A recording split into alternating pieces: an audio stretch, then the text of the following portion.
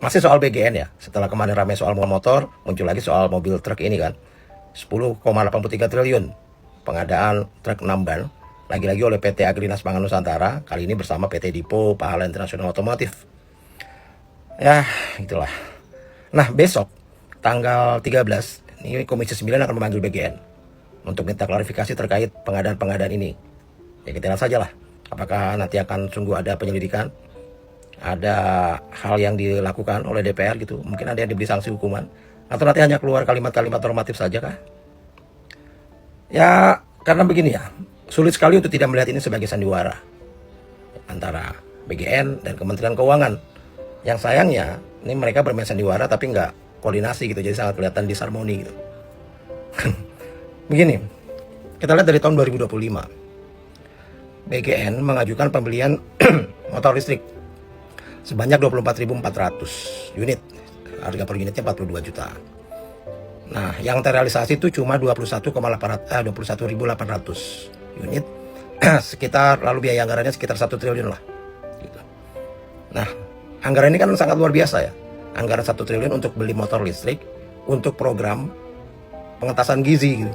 Untuk program gizi, bukan makanan tapi mengoleksi motor listrik. Ini aja udah absurd. Nah, kenapa saya bilang ini sandiwara murahan? Karena kan katanya 2025 Kementerian Keuangan menolak, katanya Pak Purbaya udah menolak itu. Tapi kok BGN tetap beli, tetap pesan, bahkan sebagian udah datang gitu. Nah, lucunya lagi tahun 2026, ketika orang sudah mulai ramai membicarakan ini, tiba-tiba Pak Purbaya begitu ditanya bilang, waduh, yang mana ya? Yang dulu sih sudah pernah saya tolak. Coba nanti saya tanya Dirjen Anggaran. Bayangkan kalimat seperti ini keluar dari orang yang seharusnya menjaga anggaran kita. Bayangkan, anggaran 1 triliun, dia nggak tahu, bahkan mau tanya Dirjen Anggaran. Ini sangat menggambarkan bahwa ya memang nggak ada pengawasan.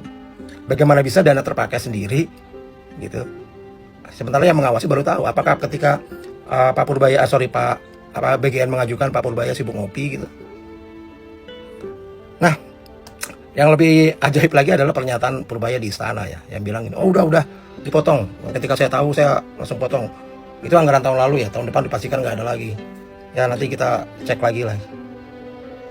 Saya nggak habis pikir nih. Anggaran 1 triliun ini seolah-olah hanya karena kesalahan administratif aja gitu loh. 1 triliun dianggap ya itu kesalahan administrasi. Kok bisa anggaran tahun lalu nggak terawasi? Jadi saya rasa ini sangat memuakkan sih kalau menurut saya sandiwara-sandiwara begini. Karena kalimat-kalimat seperti nanti saya cek dulu, saya tanya Dirjen Anggaran, mungkin ya. Ini bukan kalimat-kalimat yang harusnya keluar dari seorang pengawal penjaga anggaran negara APBN. Ya, kita lihat saja lah besok gitu ya. Apa yang akan dilakukan oleh Komisi 9 DPR. Karena menurut saya masyarakat sekarang sudah jauh lebih pintar sih. Masyarakat sudah sangat pandai dan bisa membedakan mana yang hanya narasi-narasi sandiwara murahan, mana yang sesungguhnya terjadi. Bahkan masyarakat sudah bisa menilai sebelum sandiwara itu selesai dipentaskan. Ini loh saya heran, kok bisa Badan Gizi Nasional habiskan 4 triliun untuk beli sendok dan piring 15 SPPG di Yogyakarta. Kok bisa? Bukannya sesuai dengan Juknis, itu peralatan, kebutuhan dapur, dan kebutuhan lainnya di SPPG itu menjadi tanggung jawab SPPG ya. Kan SPPG sudah dapat anggaran tuh, 15.000 per porsi. Nanti dibagi lagi kan untuk kebutuhan karyawan, belanja, terus kebutuhan operasional. Kan sisanya 10.000 dibuat menu.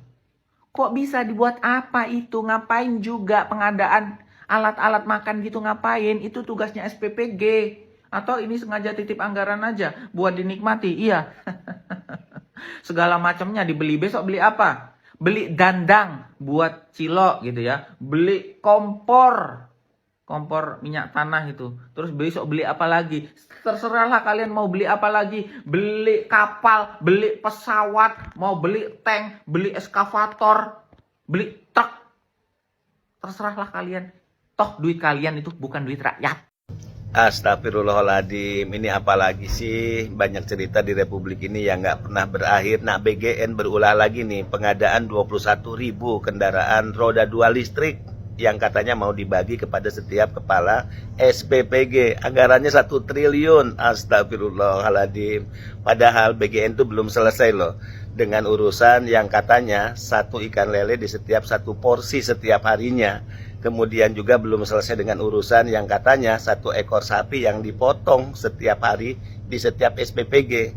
Kita juga pernah ribut tuh urusan pengadaan impor kendaraan roda 4 dari India yang katanya mau dibagi kepada setiap koperasi desa Merah Putih. Untung diributin dan katanya ditangguhkan, tapi nggak tahu juga, mungkin aja jalan. Nah sekarang BGN berulah lagi pengadaan 21.000 kendaraan roda 2 listrik, nilainya kurang lebih 1 triliun. Dulu yang rencana pengadaan 105.000 kendaraan roda 4 impor dari India itu 24 triliun.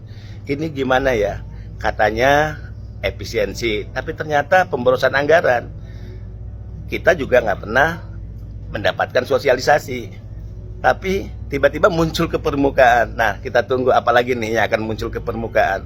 Sesuatu yang ujug-ujug tiba-tiba kita nggak pernah diberitahu, tiba-tiba pembelanjaannya mencapai ratusan triliun. Padahal semua diambil dari pajak rakyat, uang-uang kita juga.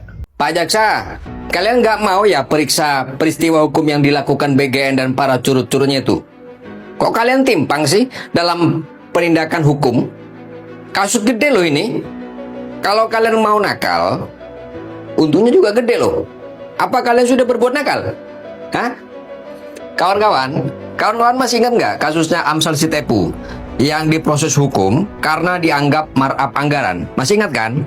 Si Amsal Sitepu ini sudah melakukan proses pengajuan penawaran proposal ke kepala desa. Terjadi nego, terjadi tawar-menawar, akhirnya disetujui. Proses yang benar saja diproses hukum oleh Kejaksaan Kabupaten Karo.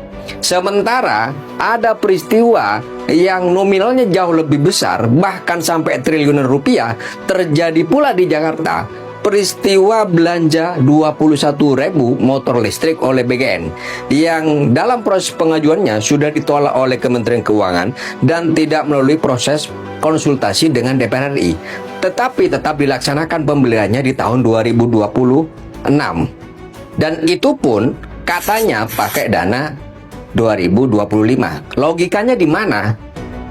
Karena gini loh, anggaran tahun 2025 yang tidak terserap seharusnya itu kembali ke kas negara dan dikembalikan lagi ke lembaga atau badan tersebut pada tahun berikutnya setelah melalui pembahasan dengan DPR RI dan Kementerian Keuangan. Selain cacat prosedur, juga catat administrasi. Ini menurut gua ini baru kasus apple to apple dengan kasusnya Amsal Sitepu. Kasusnya sama, belanja barang dan jasa, respon pejabatnya juga sama, atensi publiknya juga sama, tetapi penanganannya terkesan berbeda.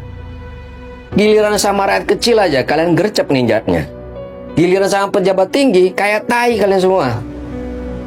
Nggak tertarik apa kalian ya periksa BGN dan para curut-curutnya itu? Atau jangan-jangan kalian sudah terlibat dapat jatah SPBG gitu? Dongok lu semua.